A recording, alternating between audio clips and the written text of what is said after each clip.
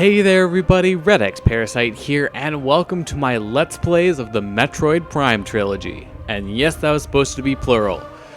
So the game plan here is going to be I'm doing Let's Plays of the entire Metroid Prime trilogy. So Prime 1, Prime 2, Prime 3, all in sequence. They'll each be getting their own Let's Plays, but I'm going to be doing them one right after the other in honor of the Metroid 30th anniversary. As I've probably said before, the Metroid series is one of my favorite series, if not my absolute favorite series of all time.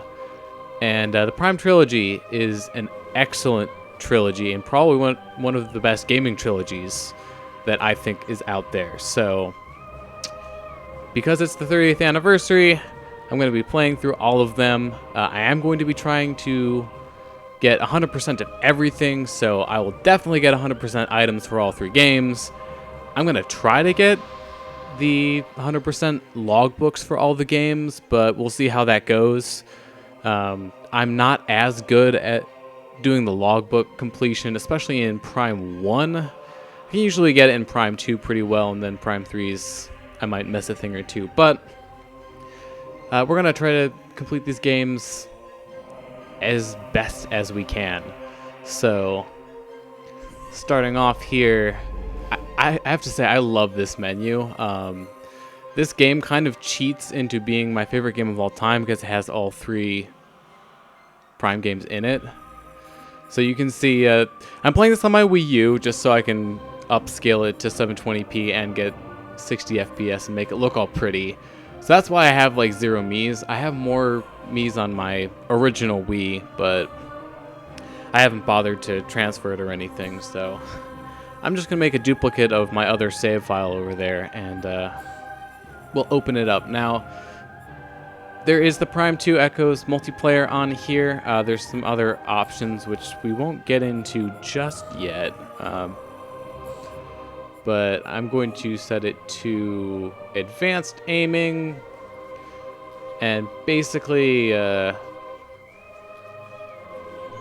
that's just the cursor moves around faster, so you can aim a little bit quicker.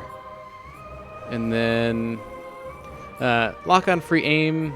Basically, if you're locked onto an enemy, you can actually turn it off and make it so that you can only aim at the enemy, but I'm going to be leaving that off just because it can get kind of frustrating to deal with. Keep rumble on. You can also swap jump and fire and the visor and beam weapons, but I'm not going to do that. So display options, blah blah blah blah blah. Let's just get into it, and then we'll cover the extras later. I'm not sure exactly when I'll do that, but we'll get around to it. So we'll be starting off here with Metroid Prime. And since I'm starting on a new file, the hardest difficulty isn't unlocked. It only gets unlocked when you beat the game on Veteran. I'm not going to do the game on normal. That would be way too easy for me. I have completed all of the games on hard mode or hyper mode at some point or another. Usually I just go with Veteran or normal because that's the standard difficulty. Makes things not too easy, but also not really difficult.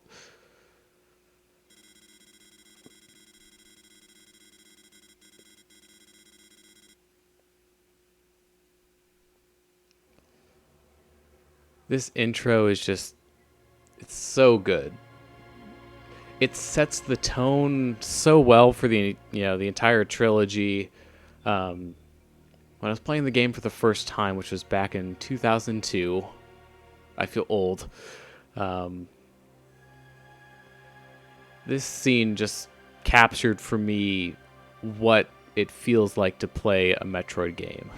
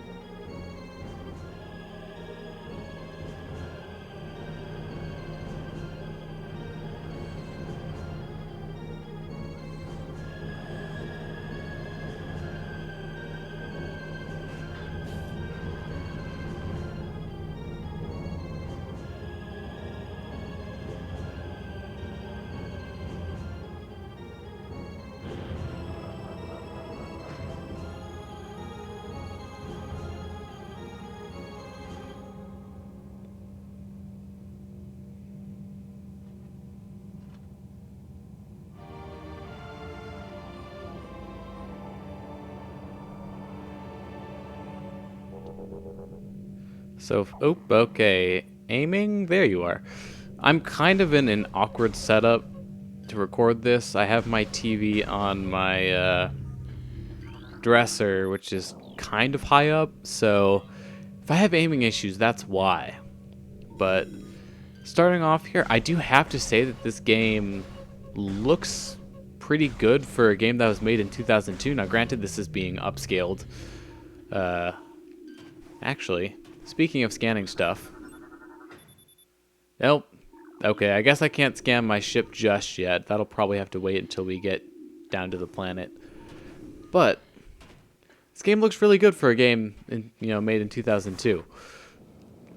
And I think, the graphics have aged really well. So, the reason I'm playing the trilogy version, one, because it's the trilogy version and I can record it in, HD and all that jazz, but two, is also to prevent myself from doing glitches or exploits, particularly in Prime 1. It's not really as much of an issue in, say, like Prime 2 or Prime 3, and Prime 3 even more so, but just wanted to make sure that I played the game without breaking it too much, because I really like to break the Metroid games, at least some of them. Starting off with our first scan here, we have a parasite. Interstellar vermin travel in swarms. Indigenous to Tallon IV, a single parasite is harmless to larger life forms. However, they tend to travel in large groups, swarming over potential prey. Such swarms can be dangerous. Oh, hello. So the game's going to give us the kind of standard tutorial stuff, like, oh, you can lock on to enemies and... Oops. Can we scan you? No. Okay, you're dead. I didn't think so. But one of the nice things about the Wii U motion controls is, oh, hello there. You don't have to aim exactly where you're looking. You can move the cursor around much more easily. So that is one nice thing about the controls. I've gotten so used to the GameCube controls that I can play with them pretty effortlessly. But an interesting thing to note here, this cutscene was changed. I think it was in the PAL version and it's in the trilogy version as well. The parasites that go down the tunnel there are more of them in this version of the game. So, got the map station there. Two parasite queen specimens have become volatile on deck beta. Oops, I did not complete that scan. All security personnel should report to the biotech research area. Parasitic infestation has been detected in the ventilation systems of deck gamma and beta. Oh, okay, we're getting stable, fully functional. But one of my favorite parts about the Prime games is that they added the ability to scan stuff, and that's basically where the story of the games largely takes place, is just looking at lore entries and the like and kind of piecing it together by yourself. And it works really great because you're exploring the area, you find a new lore and you just kind of uncover the story piece by piece as you go along. So a little trick with this elevator here, if you just stand back here in the doorway, you can skip the cutscene. That shows Samus looking at it like, ooh, that is a hologram.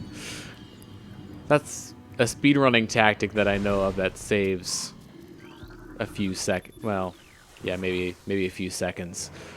Doesn't really save all that much time, but Alright, we should have some lore entries here. Oop, let's take care of you first. But not before scanning you. Oh, see, it's not letting us scan the space pirates yet and actually get their logbook entry, which is interesting. Becomes rigid. The fluid sacs in the mouth enlarge after mutation. Now, I haven't read some of these scans in a while just because they're not required. So this will be kind of a nostalgia trip for me in a certain sense. Look unstable. I wonder if we could destroy that later. Okay, so you can fire missiles. One trick from the GameCube games that they actually preserved is you can actually rapid fire missiles. After you fire a missile, you can press A to basically cancel the reload animation. Samus does, so here I'll fire a missile off here, and you can see just kind of holds around there. So if you try to fire missiles normally, then they won't go very quickly, but you can fire them really fast if you do that. Oh, so actually I can show this off more later, but some of the defense turrets, which I should actually scan the next time I see one, you can deactivate them by scanning certain things, so if you don't feel like destroying them, you can do that instead. Nope, there's one more here. Fusion analysis. Specimens exhibit incredible strength and body mass increase when exposed to phase-on. Plasmite. We'll get the actual scan later. Life form unstable. Exercise caution. Parasite larva. So we'll just move on here. We can hear some space pirates upstairs. They're getting a little impatient.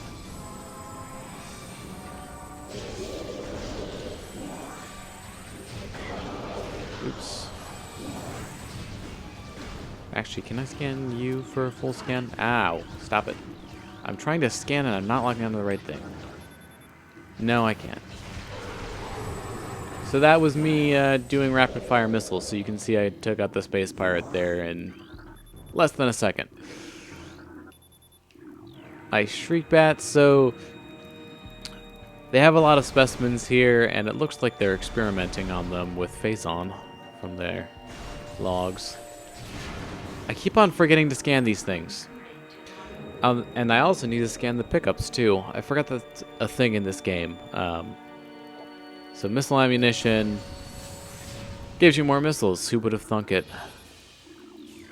But yeah, in the original Prime game, the item pickups are actually scans for the logbook. In future ones, they just ignore that, and they're not actually part of the logbook. So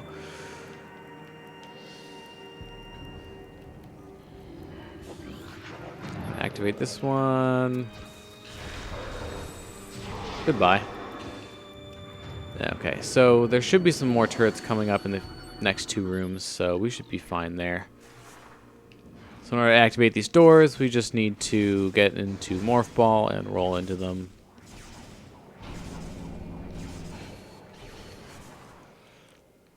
And oh, we can't actually scan them until we're in the room with them. Auto defense turret, use missiles to break the outer casing.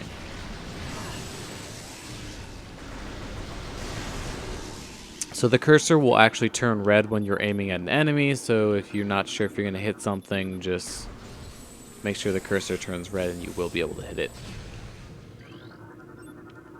And spacebar at death caused by acid burns to the face. Sounds pleasant.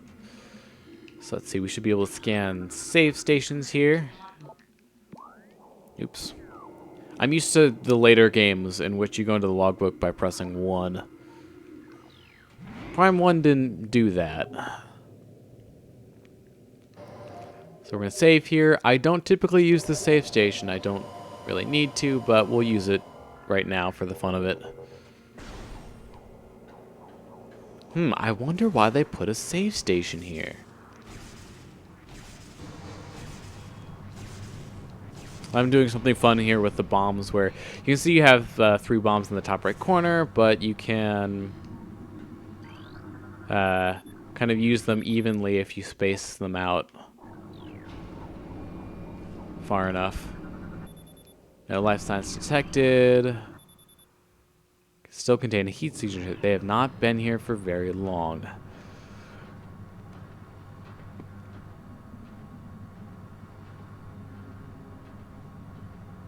And if this cutscene didn't scream boss to you, I don't know what does. So we have our first boss here. It's the Parasite Queen. We read a few scans about her. So, since this is a new file, I won't be able to skip any of the cutscenes. That's another reason that I tried to do that. So we're going to get the scan here. Parasite Queen, parasite female, genetically enhanced by unknown means. A weak spot has been detected in this creature's mouth. Use their auto-targeting to acquire this new target. Scans indicate the presence of a potent mutagen.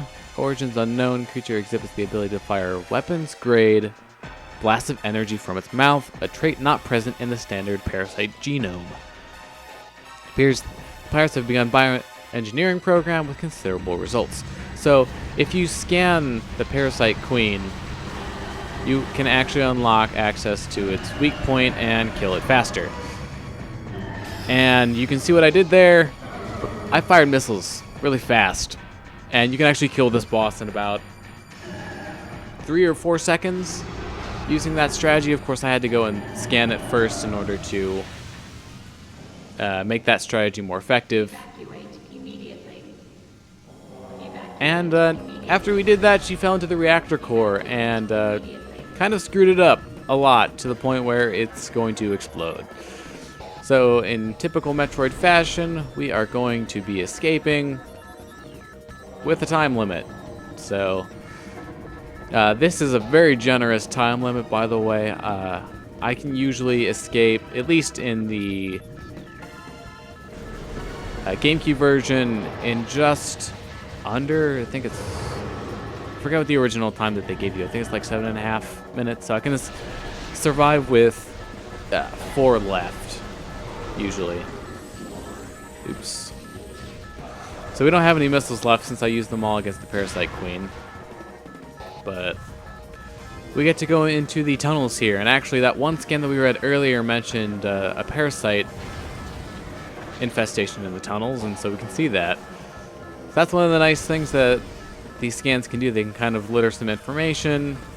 Sometimes it's relevant, sometimes it's not. But the fastest way to get through these tunnels is to roll down them with a morph ball. A rolling morph ball gathers no moss.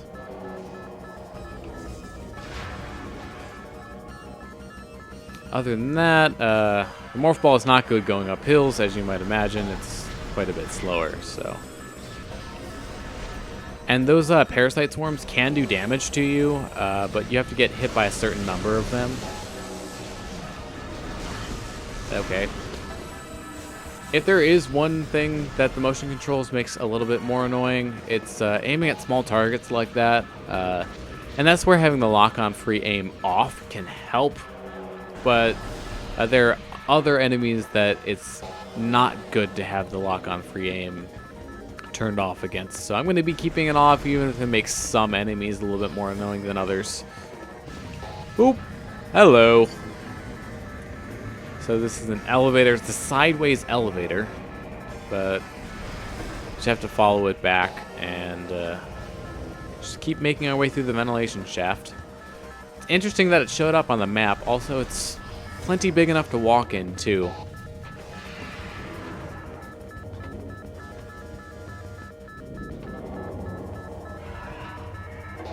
Oh, hey, look. It's Ridley. And we're going to have a boss fight in the middle of an escape sequence. That seems like a good idea, or he's just going to run away. Now, the first time you play the game, you probably think, oh crap, I have to face like another boss, but you don't actually have to. Actually, I'm kind of curious. Can I scan you right now? Nope, I can't. Game's like, we don't want you doing that. Oh, hey, look, it tells you about Ridley. But I think they don't want you to be able to scan grapple points until you actually get it later in the game. Because spoilers for events about to happen right now, but we're going to be losing all of our power-ups. And the reason is Samus hit a wall really hard. Yep. Alright, so now we just gotta ride it, and we get to see all the things that we lost. Various suit, morph ball, missiles, charge beam, grapple beam. Okay, so this segment when I'm playing it on the GameCube version, I will actually just not bother looking around because it takes a while. In the Wii version, though, you can actually look around and see where you're going. And I dawdled a little bit, so this time's going to be not the best, but here we are at the exit.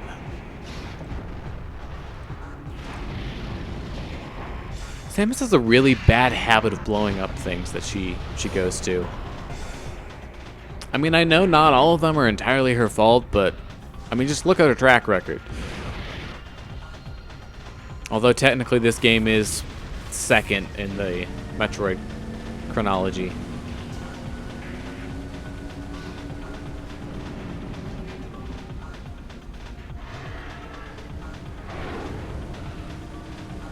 And we're trying to track down Meta Ridley. The end of that cutscene right there is actually different than it is in the GameCube version. The whole accelerating part doesn't happen in the GameCube version, but we've lost Ridley, and we're going to have to go down to the planet. Surprising, basically no one, otherwise there wouldn't have been much of a game.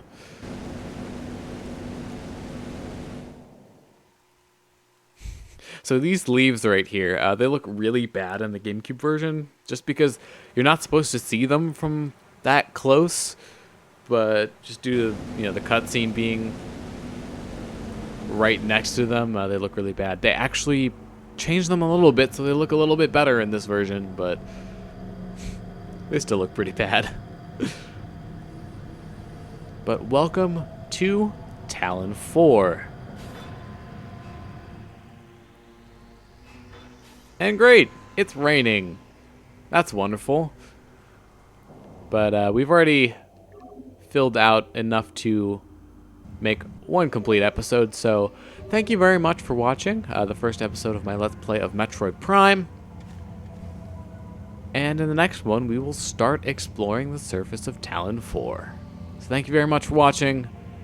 I've been redxparasite, signing out.